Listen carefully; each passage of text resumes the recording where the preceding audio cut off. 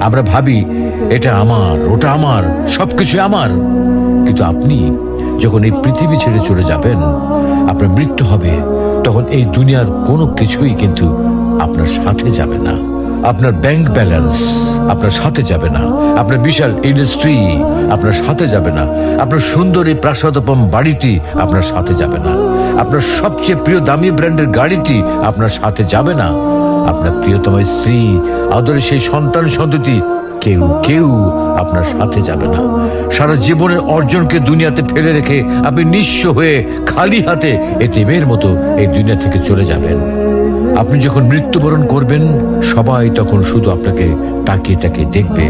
আপনার প্রিয় ব্র্যান্ডের সেই দামি ঘড়িটা, দামি মোবাইলটা, ব্র্যান্ডের দামি পোশাকগুলো আপনার প্রিয় ব্যক্তিরা আপনার শরীর থেকে খুলে নেবে। আপনাকে আপনার প্রিয় বেডরুমে সেই সুন্দর পালঙ্ক হতে মসজিদ থেকে আনা খাটিয়ার উপরে রাখবে।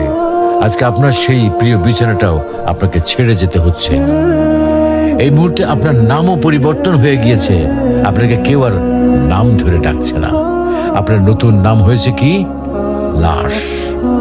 এমত অবস্থায় আপনার সাথে আর কোনো কিছুই যাচ্ছে না। শুধু যাচ্ছে কি? যাচ্ছে আপনার ঈমান আর আমল।